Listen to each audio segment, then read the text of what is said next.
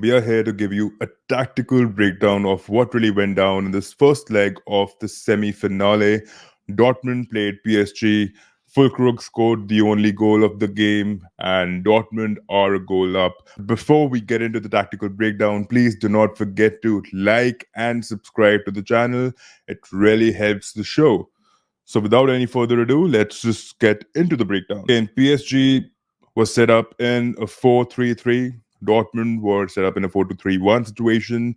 Again, this is the lineup that we got for both the teams. Fernandez sustained a major injury, which never really looked like a major injury till we got the report after a day that he's down with an ACL and he's out for the rest of the season. In fact, he's down for the next 6 to 7 months. He'll be nursing that ACL breakdown. This fixture was so underwhelming to watch, to be honest. I think both Dortmund and PSG had certain amount of chances, specifically in the second half.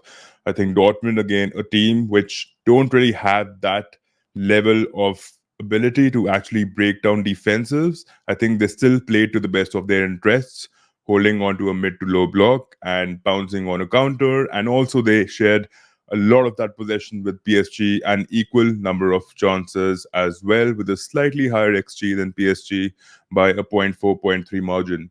Now, in the first phase of possession, PSG would look to press on Dortmund. Mbappe would be on Schlotterbeck, Dembele on Hummels.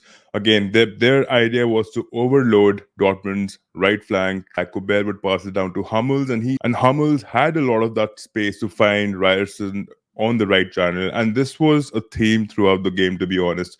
PSG had their men lined up on the right flank. Hakimi would be on Ademi. Relatively, again, in the first phase of the game, Ryerson had that space to get past Barcola, and Ruiz and Sabitzer would, be in that tussle, that 1v1 situation where they try to nullify each other's threat. Sancho would be a little deeper to retrace the ball from Ryerson. Ryerson would pass the ball to Sancho and they'd do a one-on-one or release Ryerson, or Ryerson would be in the situation right here and Sancho would make an overlap. And, in this phase, PSG would actually retract right here in this situation. The fullbacks will be pulled back. And they found it relatively easier to actually progress the ball from the right. Sancho again coming up with 29 carries throughout the game. That's a massive number. This guy had 11 dribbles, out of which he had a successive 7 dribbles against the likes of Ruiz and Nuno Mendes, who had a tough outing. This 1v1 situation with Mendes and Sancho was a deadly one. Mendes, at first, on a couple of occasions, was able to dissipate Sancho on the ball, and they would win the ball back, and then they would pass it to Barcola, and Barcola with the ball would actually try getting past Hummels, but Hummels and Sabitzer, man, they had a terrific outing off the ball. They were really good with the interceptions. They would win the ball back. And this was the trajectory mostly. Also, Dortmund in the second phase, Sancho would often be in this situation next to Mendes, and he would find it difficult to get past him, barring that one instance where he did deliver a key pass to find Fulkrug in the inner spaces right here. But Sabitzer, again, known to be that box-to-box presence, would make these scintillating runs here. Sancho would pass the ball here, and Sabitzer had that one opportunity in the first half, which was blocked by Donnarumma. Again, excellent shot stopping to dissipate any sort of threat coming in from Sabitzer. And we saw Sabitzer making these runs quite occasionally in the first half, though Dortmund had that level of possession, but PSG again. And after the first 15 minutes, PSG got into action. They started dissipating Dortmund because their attack wasn't as lucrative as people thought it would be. Julian Brandt again would be lost in certain situations where Vitinha would actually be shadowing him, and all sorts of passes would be intercepted by Vitinha in the first half, and they would start building in from there on. Demi in this situation in the first half was not very progressive. In fact, he carried the ball really well. He was a live wire. In this situation, he would give Hakimi a real test on that pitch. So this 1v1 situation as well. Hakimi, although overall got the better of RDME, but RDME did trouble him a lot. He would be delivering a couple of those key passes by making those overlaps past Hakimi, and Fulkrug would be either late to the box or he'll arrive late, or he'll be in that situation where he'll lose the ball. Marquinhos would defend well and take that ball, and Ryerson needs to be given the plaudits for that defensive performance. Don't really rate him really high as a fullback.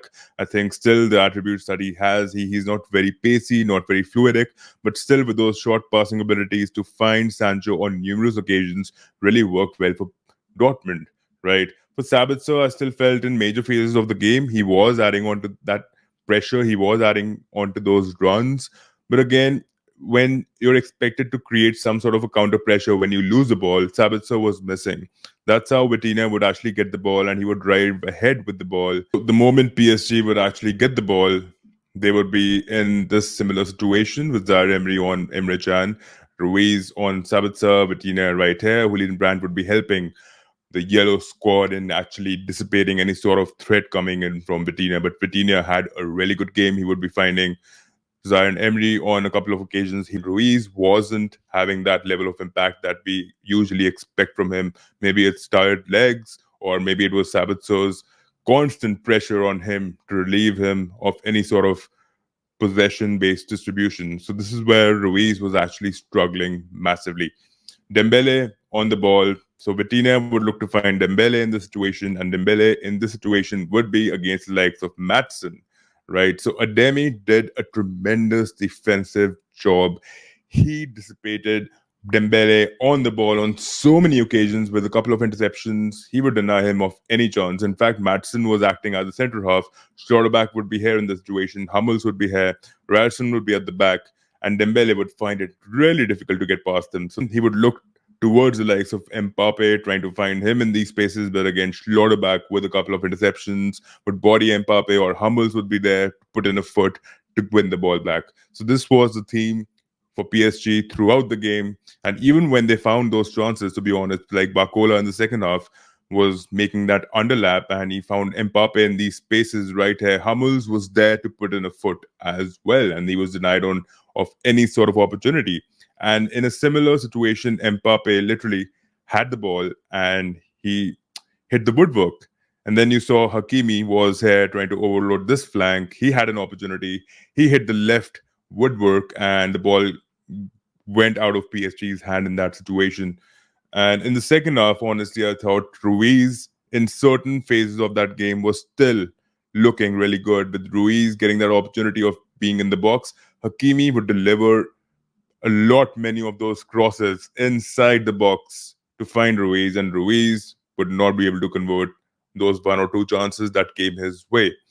Overall, I thought Ademi in this situation too was really good defensively, even though Hakimi, with the talent, with the pace, with the abilities that he has, he did an impeccable job. And no one spoke about Emre Can and Sabitzer. I think they held on to that midfield really well. They controlled the midfield really well.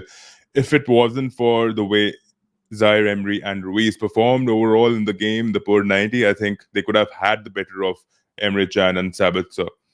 So Schlotterbeck with that goal, with that sudden switch in play, found Fulkrug, who brilliantly bent his run to stay onside. Marquinhos found him in a situation. Marquinhos was actually onside to play him onside, and Hakimi was as well holding that line, but Marquinhos faltered in this situation, and Fulkrug found that opportunity and he rushed past them and he scored a brilliant goal. So that was the only goal that came out of the game, but overall, I still felt Matson, Schlotterbeck, Hummels, and Ryerson. Man, Ryerson, I don't really rate him that high as a right back, but they held on to a phenomenal block, man, and we need to actually give them the plaudits for what they actually pulled out. A good defensive performance. They sucked in the pressure. They ensured that Mbappe, Dembele were not getting those chances. Both these teams had equal number of opportunities, not many chances, but a few chances which should have been converted.